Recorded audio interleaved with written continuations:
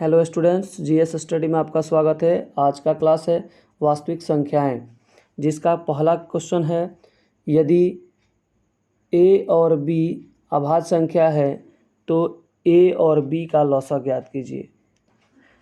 तो हम जानते हैं कि जो भी अभाज्य संख्याएं होती हैं वो एक या अपने आप से विभाजित होती है। तो इसमें जो अभाज्य संख्याएं हैं ए, वो अपने आप से और एक से विभाजित होगी। बी जो भी है इसमें भी बी अपने आप से या एक से विभाजित होगी। तो जिसका एचसीएफ जो है, हम जानते हैं कि दोनों जो मैच करता है वो एचसीएफ होता है, अर्थात एचसीएफ इसका क्या हो गया, एक हो गया। तो इसमें एलसीएम इसका ज्ञात करना है। तो जो संख्याएं बच जाती है वहीं इसका एलसीएम होता है। तो इसमें बच गया है ए गुना बी, तो ये हो जाएगा ए बी। तो इसलिए इसका ऑप्शन क्या हो जाएगा, सी सही हो जाएगा, है ना। अब दूसरा क्वेश्चन है, निम्नलिखित में कौन अभाज्य है। तो अभी जस्ट बताए हैं कि अभाज्य संख्या ऐसी संख्या है जो एक और अपने आप के अलावा दूसरे कोई संख्या से नहीं कटती है। तो 15 तो एक के अलावा और अपने आप के अलावा कट जाएगा, 23 नहीं कटेगा, है ना। 23 जो है एक और अपने आप के अलावा नहीं कटेगा, इसलिए आपका ऑप्शन बी सही हो जाएगा, 23। तीसरा प्रश्न है, निम्नलिखित में कौन परिमेय संख्या है। तो हम जानते हैं कि यहाँ जिस चीज़ का जो है जिसे पी बटा क्यू के रूप में लिखा जाता है उसे परिमेय संख्या कहते हैं। तो इसमें देखिए कि 3 जो है किसी संख्या का वर्ग इसमें नहीं है, तो इसलिए जो है इसका जो है ये परिमेय संख्या नहीं होगा। 5 भी किसी संख्या का वर्ग नहीं है, 6 भी नहीं है, इसमें 3 भी दिया है तो नहीं है, लेकिन यहाँ अंश और हर दोनों में दिया है 3, इसलिए 3 3 क्या हो गया, कट गया, तो बच जाएगा 2। तो 2 तो परिमेय संख्या है जिसे पी बटा क्यू के रूप में लिखा जा सकता है, इसलिए ऑप्शन नंबर सी क्या हो जाएगा, सही हो जाएगा। चौथा प्रश्न है कि यदि 65 तथा 117 का मौस 65m-117 के रूप में है तो m का मान ज्ञात कीजिए। तो सबसे पहले जो है हम 65 का जो है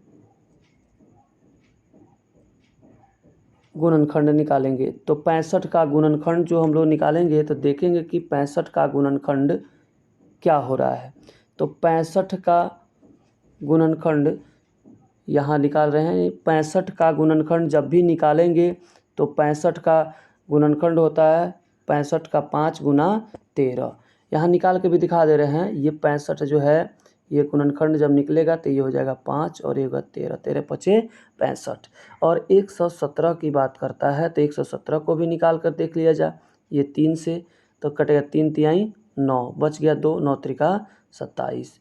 तो ये जो है कटेगा 3 से, 13 तियाँ 39। तो इसमें जो देखिए कि 65 जो दिया है, यानी 65 बराबर 5 गुना 13 और 117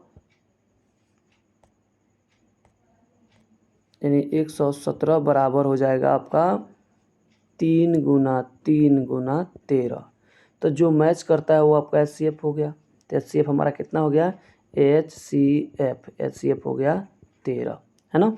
यहाँ तक चलिए नेक्स्ट नंबर पर बढ़ते हैं कि इसमें क्या कह रहा है कि अब कह रहा है कि यहाँ 65m-117 बराबर ये क्या है 13, क्योंकि मौसा के रूप में बोल दिया यहाँ, है ना। तो ये माइनस में तक कहाँ जाएगा, प्लस में, यानी 65m बराबर 13 प्लस हो जाएगा 117, यानी 65m बराबर हो जाएगा 130। तो 65 एकम 65 और 65 दूनी हो जाएगा 130, यानी m बराबर हो जाएगा 2, है ना। तो ये हमारा देखिए यहाँ पे आंसर दिया है m बराबर 2।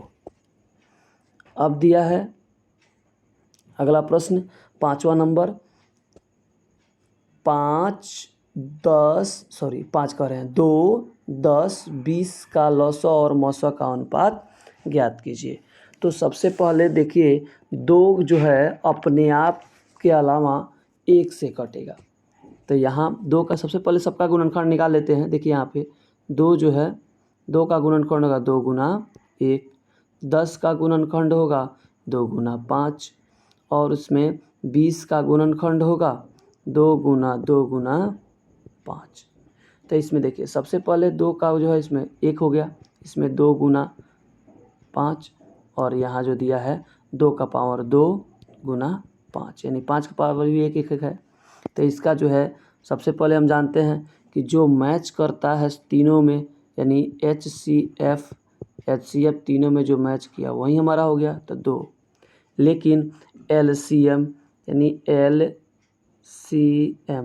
तो LCM जो है जो सबसे घात वाला बड़ा घात वाला होता है वो हो गया आपका तो 2 का घात 2 और इन दोनों में जो है घात 1 है तो इन दोनों में से 1 ले लेंगे तो ये हो गया 5 यानी 2 दूना 4 और 5 4 5 कितना हो गया 20। तो ये हो गया LCM आया हमारा आ गया 20 और HCF आ गया 2।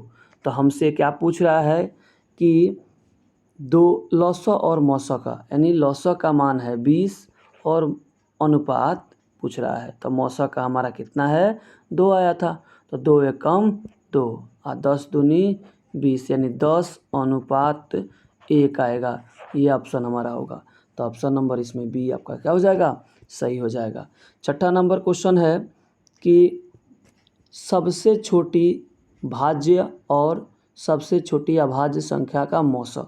तो सबसे जो छोटी भाज्य संख्या है वो है 4 और सबसे छोटी अभाज्य संख्या है वो है 2। तो इनका मौसा 2 और 4 का मौसा निकालिए तो 2 और 4 का मौसा निकालिए तो 2 दूना 4 यानी इसका जो ये कट गया इसके आगे बढ़ नहीं सकता है यानी अब सी आपका क्या हो जाएगा मौसा कितना हो गया 2 हो गया। तो यानी आपका ऑप्शन नंबर जो है बी सही हो जाएगा। क्या हो जाएगा बी सही हो जाएगा है ना। अब तो कह रहा है 7वां नंबर क्वेश्चन कि 2 लगातार संख्याओं का मौसा क्या होगा। तो हम जानते हैं 2 लगातार संख्याओं का मौसा जो है हमेशा क्या होता है 1 होता है क्योंकि 2 लगातार संख्या जैसे 3 हो गया और 1 4 हो गया इनका मौसा आप याद किए तो 3 एकम 3 तो ये हो गया 1। अब 1 को बाहर करेंगे 3 को अंदर कर लिए 3 एकम 3 तो कट गया आपका HCF कितना आ गया 1। इसलिए आपका जो है कभी भी 2 लगातार संख्या देगा तो इसका HCF क्या होता है 1 होता है। अब इसमें कह रहा है कि 5005 के कितने अभाज्य गुणनखंड हैं। तो आप ध्यान रखिए कि 5005 का जो है सबसे पहले अभाज्य गुणनखंड हम निकालेंगे। तो 5005 का अभाज्य गुणनखंड निकलेगा तो ये 5 से विभाजित होगा तो 5 एकम 5 डबल 0 का डबल 0 5 का 5। अब ये संख्याएं जो है 7 से विभाजित होगी 7 से विभाजित होगी तो 7 एकम 7 बच गया 3 है ना। ये हो गया 30 7 चौका 28 बच गया 2 7 चौका 28 और उसके बाद में इसमें जो है देखिए यहाँ गलत हो गया है ना। फिर से देखिए यहाँ पे 5000 जो है 5005 का गुणनखंड निकालेंगे तो ये जो है 5 से विभाजित होगा 5 एकम 5 डबल 0 का डबल 0 5 एकम 5। अब जो है ये 7 से विभाजित होगा 143 बार में। फिर ये जो है 11 से विभाजित होगा 13 बार में। इसमें देखिए गुणनखंडों की जो है अभाज्य गुणनखंड कितने गुणनखंड आ गया 1 2 3 और 1 4 गुणनखंड का है। इसलिए ऑप्शन नंबर आपका जो है 8 का जो है बी सही हो जाएगा 4 यानी 4 बार में जो है विभाजित हुआ है। तो ये जो है 9 नंबर है कितने 2 अंकों की संख्याएं 3 से विभाज्य है। तो सबसे पहले 2 अंकों की जो संख्याएं पूछ रहा है तो 2 अंकों की बड़ी संख्या यानी इसमें लिखिए 2 अंकों की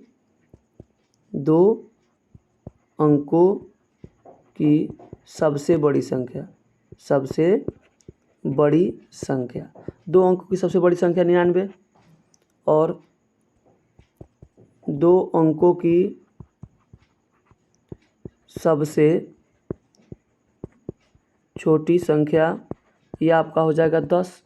इन दोनों में से घटा लीजिए तो आपका आएगा 89 और इसमें +1 कर दीजिए तो ये निकल जाए आपका 2 अंकों की कुल संख्या 2 अंकों की कुल संख्या आपका जो है बराबर निकल गया 90। क्या हो जाएगा 90 कितना आ गया 90 यानी इसमें 1 जोड़ दिए हैं, 89 + 1 90, तो 90 2 अंकों की संख्या आ गई।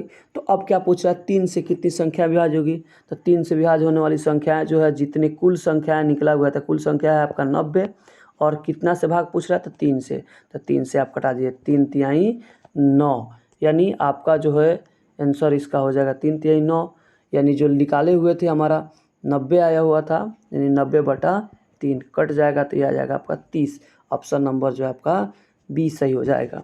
अब है 10वां नंबर प्रश्न। 10वां नंबर प्रश्न जो है कह रहा है कि दो संख्याओं का गुणनफल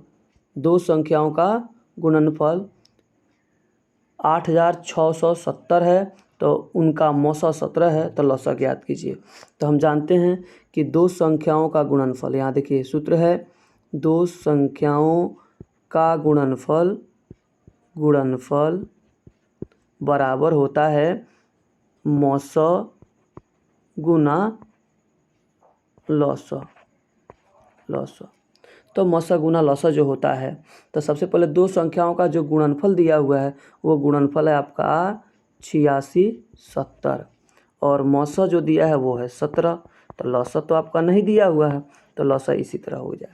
आई गुना में तो कहाँ आएगा, भागा में आएगा।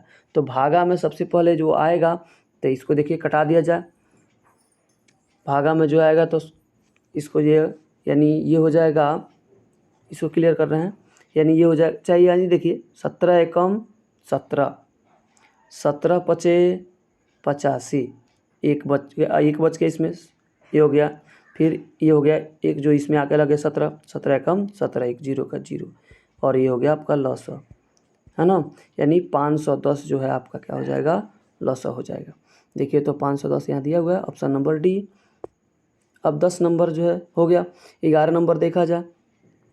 11 नंबर क्वेश्चन जो है यह कह रहा है कि 6, 8, 22 का लौसा और मौसा का अनुपात कीजिए, ज्ञात कीजिए। तो सबसे पहले देखिए 6 जो है, 6 का जो गुणनखंड निकालेंगे तो 2 गुना 3 आएगा, 8 का गुणनखंड निकालेंगे तो 2 गुना 2 गुना 2 आएगा, और 22 का जो गुणनखंड निकालेंगे तो 22 का गुणनखंड 2 गुना 11 आएगा। तीनों में जो मैच कर जा रहा है, यानी मौसा जो है आपका कितना हो जाएगा, मौसा हो जाएगा 2, तो लौसा पूछ रहा है। तो लौसा हम जानते हैं कि लौसा जो निकाला जाता है, यानी एलसीएम, वो जो जितने भी बच गए हैं उनको जो है लिख जाते हैं। बच गया कौन कौन, पहले सबसे पहले जो है इसमें जो एचसीएफ है उसको ले लिए, तो 2 ले लिए, बाकी बच गया 2 को 2, तो 1 2 2 को 2 हो गया। अब बच गया है 3 3 ले लिए, उसके बाद बच गया 11, तो इसको जो है गुना के 2 दूना 4, 4 दूनी 8, 8 हो गया, 11 तियाँ 33 हो गया, तो सबको गुना किए थे, बच गया कितना हमारा 264 हो गया। तो अब आपसे क्वेश्चन क्या पूछ रहा है कि लौसा और मौसा, तो लौसा है 264, उसका अनुपात, यानी उसका मौसा है 2, तो 2 एकम 2, और 132 दूना 264, और अनुपात हमारा हो गया 1, यानी 132 अनुपात हो जाएगा 1। तो ऑप्शन जो है इसमें देखिए पहला नंबर दिया 132 अनुपात 1। अब देखिए 12 नंबर जो क्वेश्चन दिया हुआ है कि 96 का अभाज्य गुणनखंड क्या होगा, है ना, 96 का अभाज्य गुणनखंड क्या होगा। तो 96 का जो है अभाज्य गुणनखंड निकालिए, यहाँ पे 96 2 से कटेगा 48 बार में, फिर 2 से कटेगा 24 बार में, 2 से कटेगा 12 बार में, फिर 2 से कटेगा 6 बार में, फिर 2 से कटेगा 3 बार में, है ना। तो इसका जो देखिए इसमें कौ 2 है, 1 2 3 4 5, यानी 2 का पावर हो जाएगा 5, और ये हो जाएगा 3 3 का पावर 1, अर्थात ये इसका ऑप्शन देखिए तो यहाँ दिया हुआ है, ये दिया हुआ है ना, यानी ऑप्शन नंबर सी आपका सही हो जाएगा। चलिए नेक्स्ट प्रश्न है, देखते हैं 13 नंबर। ये प्रश्न है कि 0.3 पर रेकॉर्डिंग का परिमेय रूप में लघुत्तम रूप है। तो सबसे पहले ध्यान रखिए कि हम जानते हैं कि 0.p अगर रेकॉर्डिंग रहता है तो p बटा जो है 9 लिखा जाता है, यानी p का वैल्यू कितना है समझिए, 3 जो है आपका p है, तो 3/9, 3 एकम 3 और 3 तिहाई 9 यानी 1/3। देखिए यहाँ ऑप्शन नंबर सी दिया हुआ है ना। अब जो है आपका क्वेश्चन इसमें कह रहा है कि 7 + 3√2 है। तो देखिए कोई भी संख्या इसमें देखें कि सबका जो है P/Q के रूप में अगर लिखेंगे तो वही परिमेय संख्या होता है। P/Q के रूप में नहीं लिखा जाता तो परिमेय होता है। तो यहाँ देखिए 2 जो है किसी भी संख्या का जो है वर्ग नहीं है, तो इसलिए जो है 2 का गुणनखंड 2 इस रूट से बाहर नहीं निकल सकता है, इसलिए जो है इसके वजह से सारी संख्याएं जो क्या हो जाएंगी, अपरिमेय संख्याएं हो जाएंगी, है ना। अब जो है नेक्स्ट प्रश्न को हम लोग देखें। नेक्स्ट प्रश्न है कि निम्न में से कौन परिमेय संख्या है। तो देखिए यहाँ पे 5 का अगर वर्ग 5 किसी संख्या का अगर वर्ग रहता तो इसका रूट निकल जाता तो ये परिमेय हो जाता है, लेकिन है नहीं, 3 का भी नहीं है और यहाँ भी 5 का नहीं है। तो ये आपका जो है यहाँ रूट में दिया है 16, तो 16 जो है 4 का वर्ग होता है, तो इसलिए जो है 4 क्या है, परिमेय संख्या, जिसे P/Q के रूप में लिख सकते हैं। इसलिए आपका ऑप्शन जो है 3 नंबर जो है ऑप्शन क्या हो जाएगा, सही हो जाएगा। ऑप्शन नंबर कितना सही होगा, तो डी सही हो जाएगा, है ना। अब देखिए 16 नंबर क्वेश्चन। 16 नंबर क्वेश्चन कह रहा है कि 0 और 50 के बीच विषम संख्याओं की संख्या। तो 0 और 50 के बीच में जो विषम संख्याओं की संख्या पूछ रहा है, तो हम जानते हैं 0 से जब स्टार्ट करेंगे तो 0 के बाद में आएगा 1 2 3 4। तो यहाँ देखिए एक 0 जो है सम संख्या है, तो एक सम आ रहा है तो एक विषम आ रहा है, एक सम आ रहा है फिर एक विषम, एक सम एक विषम। तो 50 तक है ये है, तो 25 जो है सम हो जाएगा और 25 क्या हो जाएगा, विषम हो जाएगा। इसलिए आपका ऑप्शन नंबर बी जो है क्या हो जाएगा, सही हो जाएगा। 25 को जो है आपका क्या हो जाएगा, विषम संख्या। 25 को क्या हो जाएगा, विषम संख्या 25। सॉरी, इसमें जो है 16 नंबर क्वेश्चन जो है, 16 नंबर क्वेश्चन का नहीं, इसमें जो 25 विषम संख्या है, ठीक है कोई दिक्कत नहीं है, 25 विषम संख्या, सॉरी बोलने में दिक्कत हो गया है ना। चलिए देखा जाए 17 नंबर क्वेश्चन। 17 नंबर क्वेश्चन में जो है 17 नंबर क्वेश्चन कह रहा है 5 15 20, यानी 5 15 20 के लसा और मसा का अनुपात है। तो 5 का 20 का और 15 का निकालेगा अभाज्य गुणनखंड। तब 5 जानते हैं कि किसी संख्या से कट नहीं सकता है, तो 5 एकम 5 हो गया। 15 जो है तो इसका आएगा 3 गुना 5। 20 जो है तो इसका आएगा 2 गुना 2 गुना 5। तब 5 देख रहे हैं सब में जो है कॉमन है, तो HCF हमारा कितना हो जाएगा, इसका 5 हो जाएगा। अब LCM देखना है, तो LCM जो है हम जानते हैं कि जो संख्याएं जो है LCM में जो HCF होता है सबसे पहले उसको ले लिए, जो बच गया तब बच गया कौन सी, 2 गुना 2 गुना 3, तो 2 पचे 10, है ना, और 10 दूनी 20, 20 तिहाई 60, यानी हमारा जो है LCM कितना आ गया, 60 आ गया। तो अब क्या पूछ रहा है कि इसमें लसा और मौसा का अनुपात। तो लसा है 60 और अनुपात मौसा कितना है 5, 5 एकम 5 और 12 पचे 60, यानी हमारा ऑप्शन हो जाएगा 12:1, है ना। तो देखिए यहाँ पे 12:1 दिया है, ऑप्शन नंबर डी जो है सही हो जाएगा। अब है 17 नंबर क्वेश्चन, सॉरी 17 पढ़ चुके हैं लोग ना, 18 नंबर क्वेश्चन है। 18 में निम्न में से कौन अपरिमेय नहीं है। अपरिमेय नहीं है तो क्या है, परिमेय है। तो देखिए 10 का जो है गुणनखंड तो नहीं निकल सकता है, 10 का जो है ये किसी संख्या का वर्ग नहीं है, ये भी किसी संख्या का वर्ग नहीं है, ये भी किसी संख्या का वर्ग नहीं है, और ये जो है 121 जो है 11 का वर्ग है, और 11 जो है परिमेय संख्या है, इसलिए जो है यही जो होगा अपरिमेय नहीं होगा। तो जब अपरिमेय नहीं होगा तो अर्थात परिमेय होगा, तो यह परिमेय नहीं है, 121 जो है परिमेय नहीं है। 19 नंबर क्वेश्चन कह रहा है कि दो संख्या a और 18 का लसा जो है 36 और मौसा कितना है 2 है, तो a का मान ज्ञात कीजिए। तो हम जानते हैं कि a गुना जो है b बराबर होता है HCF गुना LCM। तो a का मान a हो गया, b का मान 18 हो गया, और HCF का मान 36 हो गया और LCM का मान 2 हो गया। तो इसको गुना कटा दीजिए, गुना में तो भागा में जइबे करेगा, तो यहाँ कटा 2 18 कम 18 18 दूनी 36, यानी A का मान हो गया 2 गुना 2 अर्थात 4। तो ऑप्शन नंबर जो है आपका इसमें C सही हो जाएगा, 4 नंबर, है ना। ऑप्शन नंबर C 4 सही हो जाएगा, है ना। अब देखिए नेक्स्ट प्रश्न है 20 नंबर। 20 नंबर प्रश्न है कि यदि P और Q दो अभाज्य संख्या है तो उनका मौसा ज्ञात कीजिए। तो हमको बताया है कि कभी भी कोई भी अभाज्य संख्या होगा तो अभाज्य संख्या का जो है हमेशा जो है मौसा क्या होता है, 1 होता है। तो अभाज्य संख्या का मौसा क्या हो गया, 1। सबसे छोटी अभाज्य और सबसे छोटी भाज्य संख्या का गुणनफल, तो जस्ट ऊपर भी बताए हैं 6 नंबर क्वेश्चन में कि सबसे छोटी जो है अभाज्य संख्या ये होती है 2, सबसे छोटी भाज्य संख्या होती है 4। तो दोनों का गुणनखंड कीजिए, गुणनफल अर्थात गुना, तो 2 चौका कितना हो गया 8। तो ऑप्शन नंबर आपका C सही हो जाएगा 8, है ना। अब हो गया 22 प्रश्न जो है देखते हैं। इसमें 22 नंबर प्रश्न है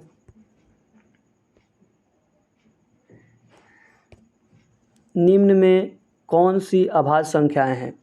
तो अभाज्य संख्या वैसी संख्याएं होती हैं जो एक और अपने आप के अलावा किसी दूसरे संख्या से नहीं विभाजित होती है। तो यहाँ फर्स्ट नंबर जो है देखिए 29 जो है ये एक और अपने आप के अलावा किसी संख्या से नहीं विभाजित हो सकती, इसलिए ऑप्शन आपका क्या हो जाएगा 29।